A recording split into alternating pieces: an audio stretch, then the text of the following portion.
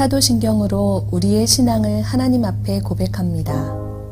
전능하사 천지를 만드신 하나님 아버지를 내가 믿사오며 그 외아들 우리 주 예수 그리스도를 믿사오니 이는 성령으로 잉태하사 동정녀 마리아에게 나시고 본디오 빌라도에게 고난을 받으사 십자가에 못 박혀 죽으시고 장사한 지 사흘 만에 죽은 자 가운데서 다시 살아나시며 하늘에 오르사 전능하신 하나님 우편에 앉아 계시다가 저리로서 산 자와 죽은 자를 심판하러 오시리라. 성령을 믿사오며 거룩한 공회와 성도가 서로 교통하는 것과 죄를 사하여 주시는 것과 몸이 다시 사는 것과 영원히 사는 것을 믿사옵나이다. 아멘.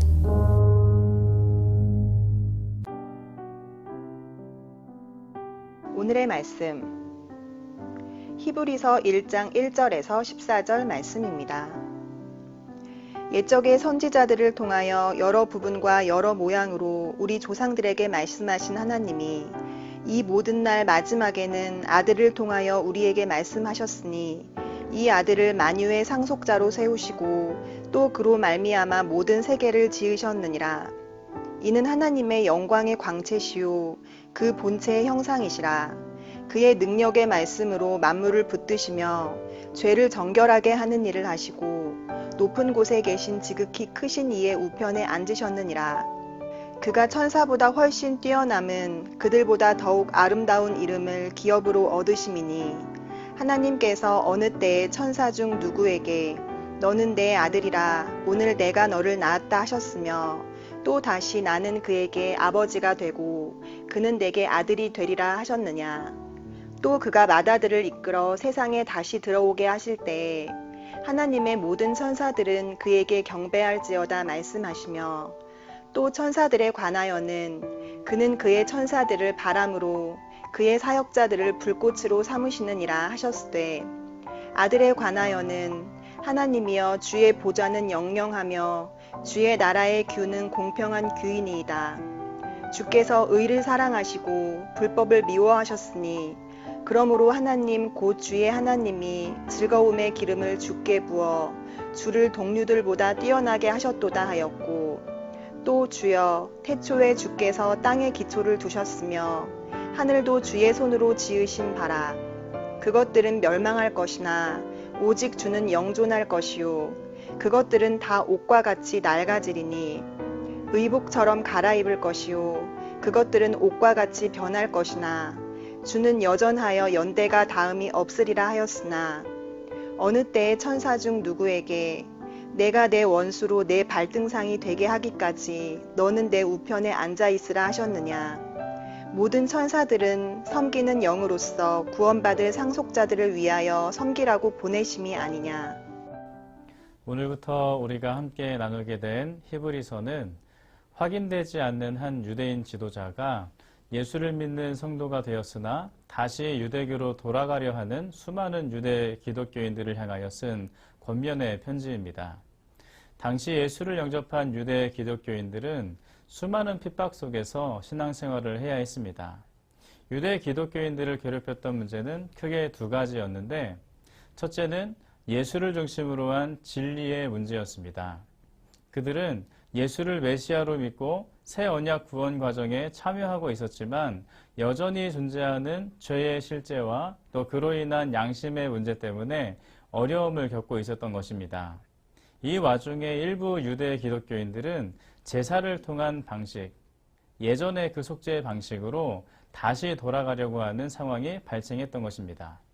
그들은 예수를 믿는 것보다 또 예수께 고백하고 죄 회개를 하는 것보다 짐승의 피를 통한 가시적인 방법이 죄와 양심의 문제에 대한 속 시원한 해결책인 것처럼 여겼고 예수에 대한 진리에서 흔들리고 있었던 것입니다. 또 둘째는 예수로 인한 고난이었습니다. 대부분의 성도들은 옛 언약을 고집하는 동료 유대인들로부터 비난과 핍박을 받고 있는 상황이었던 것입니다. 핵심적인 이유는 예수가 약속된 메시아다라는 고백 때문이었는데 유대인들로부터의 계속된 핍박과 거짓된 가르침으로 인해 그 믿음의 고백이 점차 흔들리게 되고 실제로 바른 신앙의 길에서 이탈하는 성도들이 점차 등장했던 것입니다. 히브리서는 이 두 가지 문제의 해결을 위해서 쓰여진 편지입니다.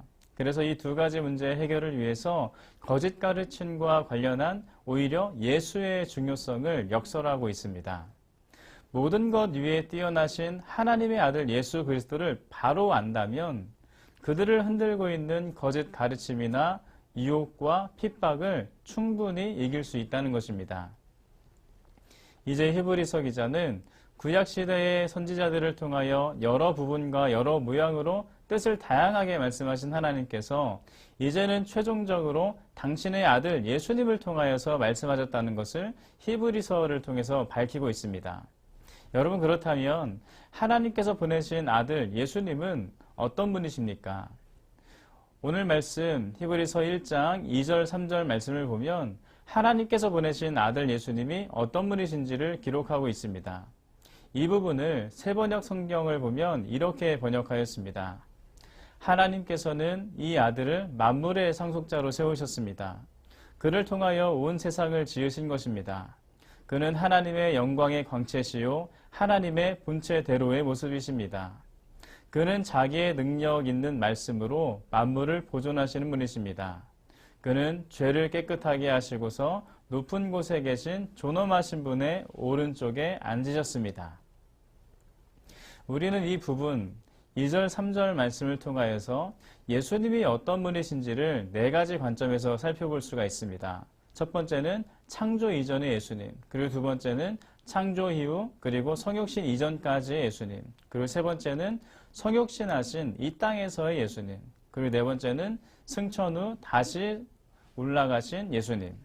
이렇게 시간의 흐름을 따라서 네 가지 관점으로 이해할 수가 있는데, 먼저 창조 이전의 예수님은 어떤 분이십니까? 창조 이전의 예수님은 하나님의 영광의 광채이시오 본체대로의 모습이셨습니다. 여러분, 이 말씀은 우리가 예수님을 하나님의 아들이기 때문에 단순히 예수님을 하나님을 닮은 분이거나 하나님을 반영하는 분 정도로 이해해서는 안 된다는 말씀입니다. 예수님은 하나님과 동등된 신성을 가진 진정한 하나님의 본체의 형상으로서 하나님께서는 이 아들 예수님을 통하여서 세상을 지으셨습니다. 이어서 창조 이후의 예수님은 어떤 분이십니까? 창조 이후의 예수님은 만물을 붙드신 분이다, 이렇게 기록합니다. 이 말씀은 창조된 세상 만물을 직접적으로 주관하셨던 분이라는 것입니다.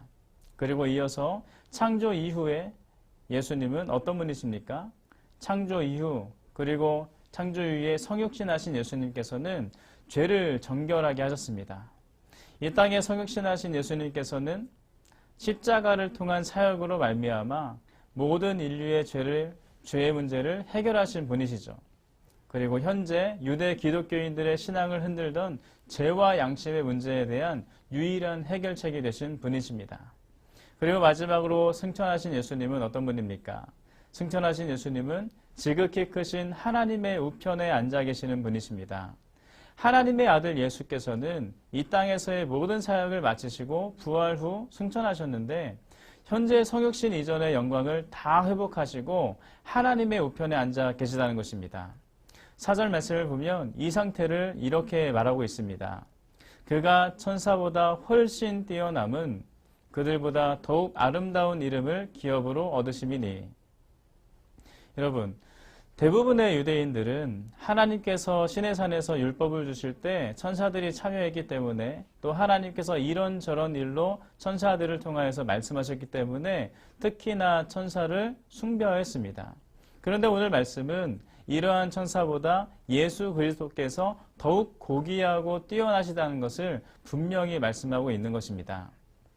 사랑하는 성도 여러분, 우리의 왕 되신 예수님은 앞서 살펴본 바와 같이 세상의 창조에서부터 인류 역사에까지 깊이 관여하신 분이십니다. 그리고 결정적으로 이 모든 인류의 죄의 문제까지도 해결하신 우리의 유일한 구원자가 되십니다. 우리는 살아가다 보면 우리의 왕 되신 예수님의 이 놀라운 은혜를 기억하지 못할 때가 있습니다. 예수님의 은혜를 기억하지 못하고 다른 세상의 것들에 마음을 빼앗길 때가 많다는 것입니다. 그러나 우리는 창세전부터 우리를 계획하시고 인류의 죄의 문제를 해결하심으로써 우리의 유일한 구원자 되신, 그래서 천국의 소망을 가지게 하신 예수님의 은혜와 사랑을 잊어서는 안 될 줄로 믿습니다. 오늘 하루 세상의 마음을 빼앗기기보다 예수님의 은혜를 더욱더 묵상하는 하루가 되시길 바랍니다. 그러므로 말미암아 하나님께, 또 우리를 구원하신 예수님께 감사와 영광을 올려드리는 하루가 되시기를 주님의 이름으로 축복합니다. 함께 기도하겠습니다. 할렐루야. 살아계신 하나님, 하나님께서 오늘도 우리와 함께 하셔서 감사합니다. 오늘 주신 말씀을 통하여서 우리의 구원자 되신 예수님을 더욱더 알게 하시니 감사합니다. 우리가 하나님에 대해서 또 예수님에 대해서 알아가다 보면 감사를 그칠 수가 없다는 것을 이 시간 다시 한번 깨닫습니다. 창세 전부터 또 지금 이 시간까지 또 영원까지 우리와 함께 하시며 우리를 인도하신 그 하나님의 은혜를 오늘 하루 충분히 묵상할 수 있도록 인도하시고 그 하나님께 감사하게 하시고 세상에 이 마음 빼앗기지 아니하는 하루 될 수 있도록 인도하여 주시옵소서. 함께 하실 줄 믿사오며 살아계신 예수님의 이름으로 기도드립니다. 아멘. 주님이 가르쳐 주신 기도로 예배를 마칩니다.